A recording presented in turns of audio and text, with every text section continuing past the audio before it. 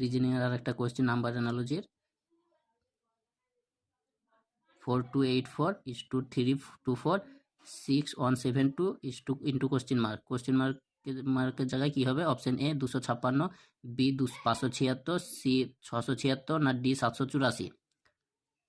লম্বা এরকম সিরিজ যখন থাকবে তখন প্লাস করতে হবে 4